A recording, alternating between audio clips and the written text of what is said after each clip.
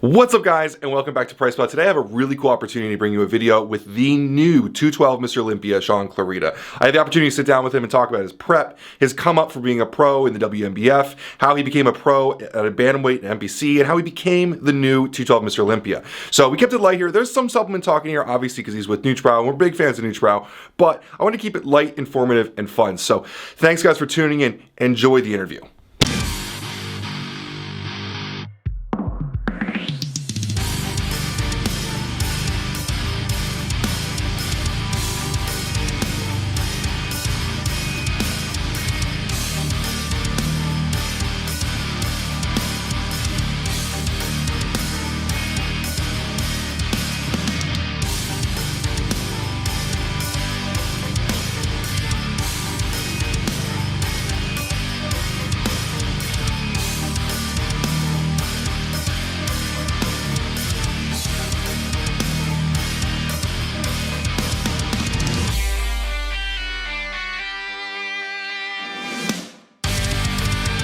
Shaun, thank you so much for meeting. I appreciate it. So happy to meet you guys. I'm from Jersey. I've never met you before. It's kind of funny. Are you from Jersey? I trained down in Diesel in North Brunswick, but I used to live down there. Oh yeah, really? I lived in North Brunswick for a while. Cool. Yeah. Obviously knew you were local, but haven't been up with you. But we do a lot of work with NutraBio, so super excited to. Awesome. Yeah, I guess we're both wearing the shirt, so we can say we're together today because of NutraBio. But congratulations on 212 Olympia. Thank you. I follow you. I'm also a huge fan of Jansen's, so I kind of have an idea of how you got here, and I'm kind of, I guess, prefacing this whole interview is kind of, I'm guessing I have a lot of themes of consistency. Yeah. Everyone wants to know, what did you do that got you here? I think we can tell everyone to chill out already, right? It's just, I guess you said it, consistency. This has always been something I've been passionate about, the sport, the process, see my body progress, change from year to year, and despite all the naysayers and people doubting me, saying I couldn't do it, I'll never make it, I just continue to work hard, continue to see my body progress year to year, bring up big areas, improve, and then little by little, I just started climbing the ladder as far as getting my pro card, working my way up into competing in pro shows, finally getting to a first call out, winning a pro show, and then finally seeing myself on the Olympia stage. And then from there, getting on the Olympia stage, kind of like starting all over again. My first Olympia, I was dead last.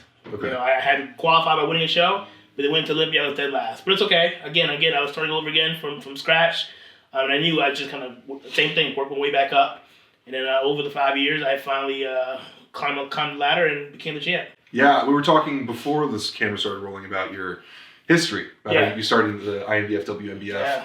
I think you mentioned OCB as well. I've known it in OCB, but I only competed with NBC, INBF, and WNBF for a while. Cool. So you've had a long history of this. How many years has this been? This is going on 16 years. I've actually done this Olympia was my 50th show. So everyone wants that overnight success, but wow. if you want that, good luck. Yeah. Very, very few can do that. Well, it's kind of cool though. I mean, transparently, we're mostly a supplement channel. We talk about a lot of stuff. We're not going to do a lot of that today. We're going to talk a little bit about what you do with NutraBio, but there's a fun parallel with NutraBio's been around for 25 years. 25, I think. And they were not the popular brand forever, right? They were not at the top. So it's cool to see that parallel between you and your sponsor. I think it's important that you guys really relate, I think. Well, actually, it's funny. I mean, when I started this journey, I was in college, and I found out NutraBio when I was in college. Cool. I used to travel to all the seminars, the shows, anything that was bodybuilding related, I was there every single week, whether it was New York, Jersey, Maryland, wherever. Cool. And I've obviously seen NutraBio at many shows, vendors. I met Dan Margolis years ago. And I was always like a fan, like, hey, I want to join a team. I sent Mark messages on Facebook years ago. And it's funny, he actually called me a couple weeks ago. We were talking about the Olympia. He's like, I went to send you a message, and I saw you send a message back in 2007. I was like, you never responded to it. But it just tells you how far back I go as far as being a fan of the brand. And again, it's just one of those brands. Again, it's a Jersey brand. I'm a Jersey guy. Very reputable brand, great products, and I've been a user, and I've been a user for years. So yeah, I think it's unheard of. Well, it's not popular in this industry to have a good relationship with the sponsor you have. To have an actual authentic relationship. Absolutely. Obviously, we know like you have influence in the industry. You have a lot of achievements. You're obviously 212 Mr. Olympia. You could have your pick of the crop, but you're with a company that makes you feel like it's good. You know, they're family now. I don't consider them a team anymore. Yeah. Again, the support they've shown me over the course of these past couple of months, being at the Olympia, it's been amazing, a big experience overall. That's awesome. That's really cool. So you mentioned you kind of starting down at the beginning again. When you came to even like the pro ranks, you started to win shows. Getting Olympia, it's like starting over at the bottom again. Yeah. It seems like you've had like a I don't know if I'm putting the words in your mouth, but an underdog mentality a lot. You're starting the back of the pack a lot. Yes. What would have been the biggest factors that take you from the back to the front? I think, again, the biggest thing for me is I can kind of go back to 2012 when I turned pro and earned my pro card. Again, it was just the doubters and naysayers. I was actually at the show when I turned pro. One guy particularly came up to me and said, "Hey, congratulations, but your career's over." People think I'm joking. Like, this is actually what happened at the show. And I said, "What do you mean?" He's like, "Well, you turned pro as a bantamweight. There's never been a bantamweight who's ever, done well at the next level. Right. Never won a pro show. This is it for you." And in my mind, I'm like thinking, if I got this far, who's to say that if I don't continue to work hard and progress, that I can't make it to, a pro stage and do well and win a pro show and eventually make it to Olympia. That's kind of that one thing. I mean, it doesn't really motivate me, honestly, but it always kind of lingers in the back of my head that there's always going to be doubters, always be naysayers, and in the back of my, I don't have to prove them wrong. I kind of prove myself right. What I mean? That's kind of always been my underdog mentality. Just kind of no matter how good I can be or get, there's always room for improvement, always room to get better. Yeah, I think it's been kind of a cool shining light in bodybuilding for you, showing that it can be about proportions, it can be about lines and symmetry. Yeah. It doesn't have to be about all size, right? I mean, what did you weigh this year? On stage, I was actually 177. That's awesome. And it's funny you mention that. I was actually talking to one of the judges. Well, he actually wasn't a judge, but he is a judge. And he kind of had a conversation in regards to, who are they going to go with as far as me and Kamal for the win. And they're saying it's not all about the size anymore. You got to go with the guy who has the best structure, who has the best conditioning, proportions, aesthetics, the whole 9 yards, the whole entire package. And the big guy doesn't always have to win. Right. And I proved that. Yeah, so, it's awesome to see. Yeah. Because there's been a lot of complaints, obviously, over the years. There were that mass monster phase. This year, we all love Big Ram. He's some cool stuff. Yeah. He's impressive. Yeah. But it's awesome to see given to someone who's total package. Let's be real. I mean, that's Mr. Olympia, who has the best physique that day. Right. That's what you go to, no matter height, weight, no matter what. Right. So that's really cool. I mean, your training and your nutrition principles, we don't talk too much about. I watched your the NutraBio series you guys did leading up to the Olympia. Do you don't do a lot of content just specifically talking about your principles and that? Could we talk a little bit about what you do on a day basis? Yeah, so I work with John Meadows. Okay. I've been working with him for the past 6 years now, and he's actually the one that formulates all my training programs. Cool. And he and I kind of share the same mindset. Just he knows what works best for me and what I prefer.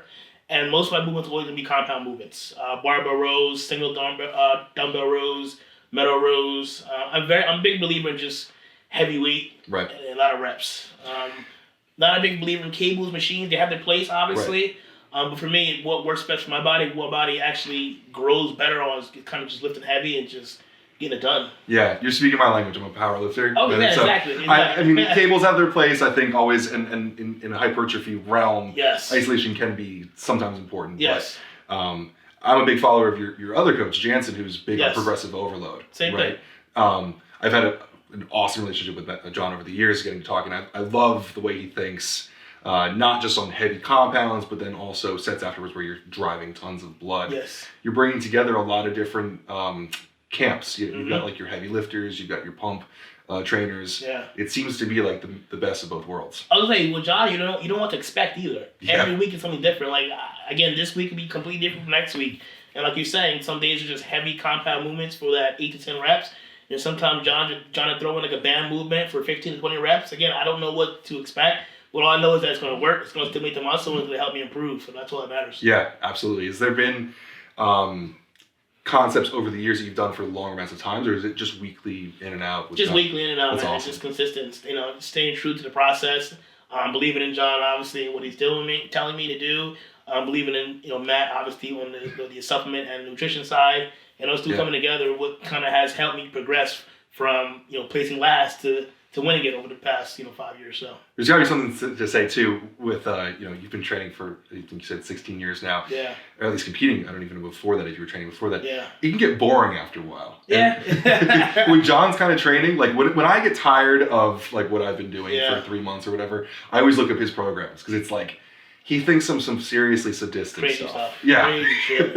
Like I look at it like, fuck. Yeah. Like I don't want to do this today, but it's got to be done. And like you said, you're right. If I were doing it myself, I'd get so bored. Oh, yeah. So just like, I walk in the gym, like, what do I do today? Kind of like looking around. Whereas him, I have the program right in front of me, telling me the reps, the sets, the whole 9 yards. This way I can kind of get through it and get out of there versus me just walking around the gym, just freely picking certain machines, not knowing when to stop. Because if I were doing it myself, I'd be in the gym for 2-3 hours. Right. Like I used to do it. When I first started, I was in the gym for 2-3 hours and just kind of burning myself out.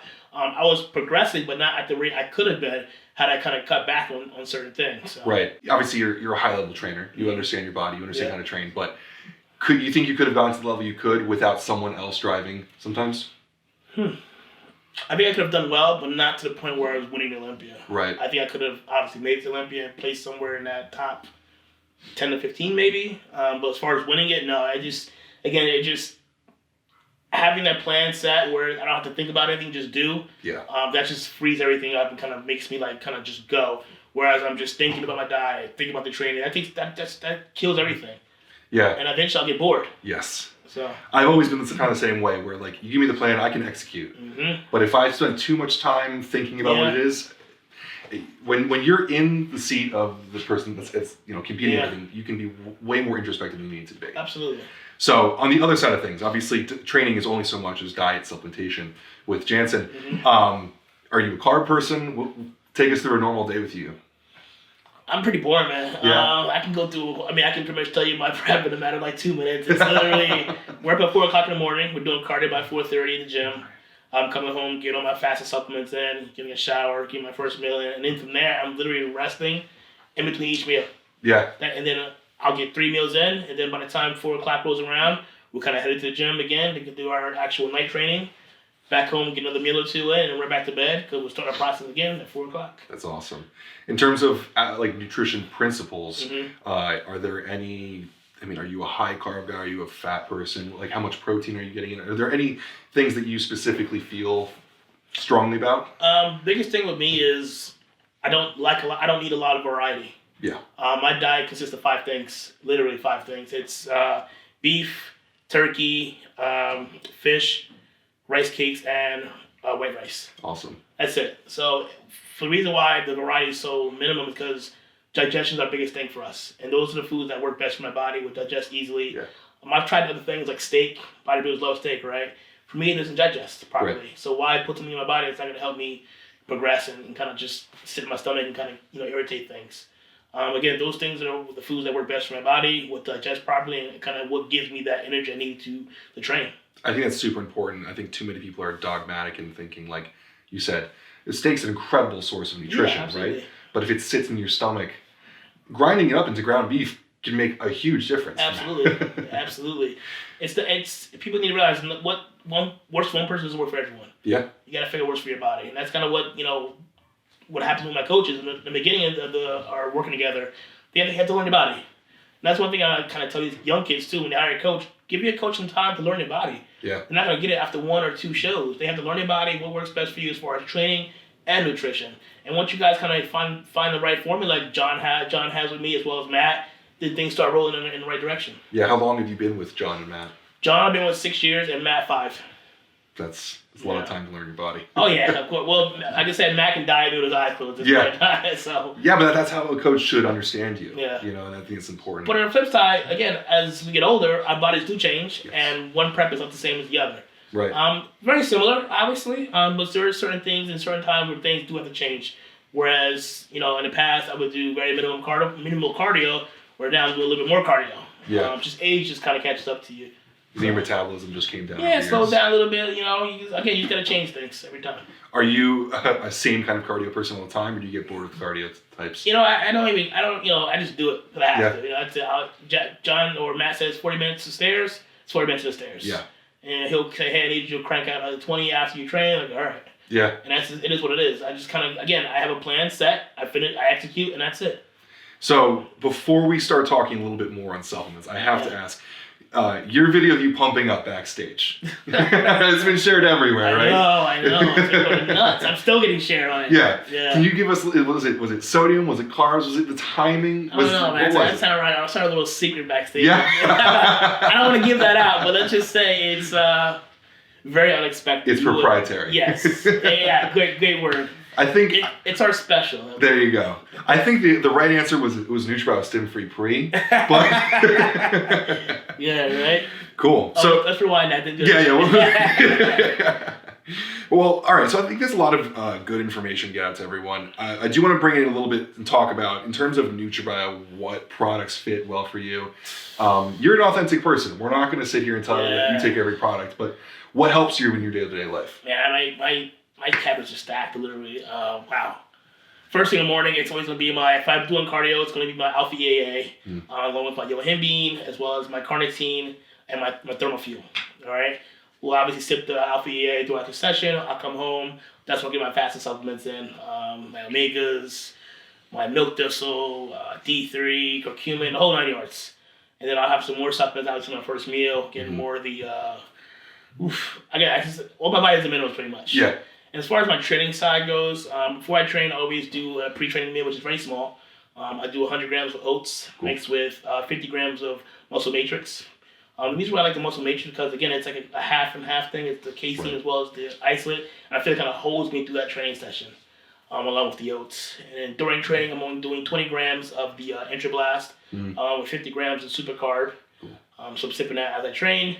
And then immediately post-training, I'm going to do another 60 grams this time of the Whey Protein, 10 grams of MCT powder, 5 grams of leucine, as well as another 50 grams of super carb. Cool. Also, I forgot to mention, pre-training, as soon as I walk into the gym, I'm doing another scoop of Alpha EAA. I'm going to do the Stim-Free. I'm going to do 5 grams of creatine and 5 grams of the AAKG, which is the old school pump. That's old school. AKG that is old school stuff. Yes. There's some cool stuff that Mark keeps around with the line that he was surprised I was using that. Yeah. So he was like, I love that. It's old school stuff. Yeah. I mean, you said you started 16 years ago. 10 years ago, that was I'm old school, man. That's it. I don't need anything fancy. Well, that'll keep you going. It's interesting. You mentioned oats. Mm-hmm. A lot of people will say oats don't digest for me. It's so crazy. Obviously, I'm an oats guy, especially because I like the texture. I tried the cream of rice thing, and it fit like baby food. I couldn't do it. Cream of rice I think cream of rice is just too much for me. Okay. It's like a lot. It's only 50 grams, but 50 grams is like a mass monster of cream of rice. I'm sitting there just kind of trying to digest it. But the oats just work for me, man. They taste great. They kind of go down smooth. They kind of just... But again, I hear the same thing. Guys, I can't do oats. Like, why can't you do oats? Yeah.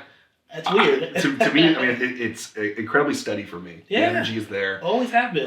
The texture is just right. I don't feel like I'm like... It's old school too, man. Like, again, another old school. Everyone's used to oats. Well, what it was for me when I was coming up, I remember reading an Evan Centopani article where he was making fun of kids that couldn't eat much. He was like, for me, breakfast is like a dozen eggs and 2 cups of oats. And I was like, I'm gonna eat oats, that's Simple. what it was.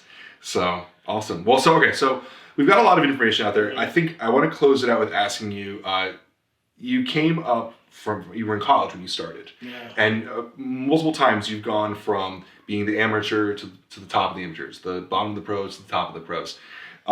What's your message to young competitors who are trying to get to that next level? The biggest thing is be patient. We're seeing a lot of kids, calling them kids, I feel old, wow. Yeah. Not even kids. We're seeing a lot of young competitors just doing one show, wanting to all of a sudden go to a national show, or well, I'm hearing it's pro card. Like, when I first started competing, I'll be honest, I didn't know what a pro card even was. No, legit. Like, someone was like, hey, you gonna go for your pro card next year? I was like, what the hell's a pro card? Like, I don't know. But I was just competing because I love the sport. Yeah. I love the process. And I think a lot of guys are missing that aspect. I was actually going to post something. I kind of didn't post it, but, like, when you get ready for a show or you're doing a show, like, enjoy the process. I've done 50 shows total. And if you pull out a trophy from here right now and ask me about any particular show, I can tell you what happened. Right. Because I took each show and I kind of thought about it. It was a memory for me. And I enjoyed the process going to the show. I enjoyed the show and the actual, post-show. So a lot of guys just jump into a show just to qualify, just to go to a national show and kind of missing out on the whole entire process and enjoying the process and taking everything in. I think that's the biggest thing for me. Be patient. If it's meant to be, it'll happen. Take your time. Don't do anything crazy. Again, if you have a coach, listen to your coach and your coach only. Don't be one of these guys who jump around, coach jumping, because again, it takes time for your coach to learn your body. So again, trust the process. Be patient. Be consistent. Be disciplined with everything you do as far as your cardio, your nutrition, your training. And again, if it's meant to be, it'll be. Yeah. You think social media has changed that? I keep talking about me being old. I feel like we didn't have this back in the day. Right. We definitely didn't have it. It absolutely has, and I get it. People want to, be Insta famous and just posting pictures just to, nationally qualify the whole 9 yards. I get it. I totally get it. But I said, if you're doing it for that reason, you're doing it for the wrong reasons. You're going to get burnt out very quickly.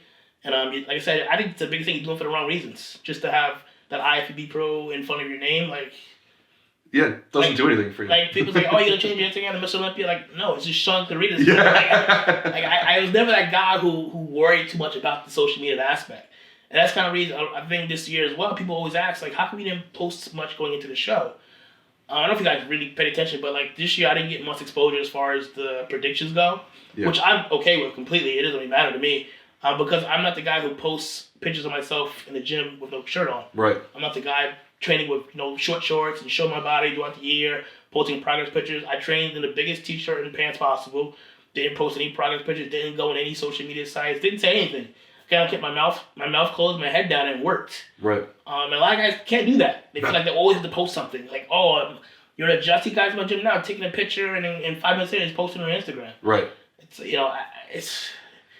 I guess I get it. It's social media's king nowadays. I totally understand it for the reasons for it. But if you're a true competitor who's doing it for the reason for that, to actually make it to the top, then it'll work out for you. Sounds like it comes down to really what you identify as that. What you really want. Yeah. If you want to be famous, just okay, great, shoot for that. Yeah. Do that. That's fine. But if you want to be a true bodybuilder or competitor, then do that as well. Be that. Yeah, because it's kind of unfortunate because it seems like bodybuilding is used as a vehicle to drive that fame in Instagram. Mm-hmm. Whereas if you're really a competitor, if you really are loving that sport, your sport's kind of getting taken advantage of. Yeah, we don't really focus on the social media part. Of course, it's there. We have it, obviously. Yeah. But we don't live on it like that. Awesome. Well, I mean that's a great amount of information. I really appreciate you taking the time to sit with us. Absolutely, appreciate having me. We'll get this up. We'll tag you. We'll get it all shared up. Thank you so much. Ben, appreciate you. Yeah.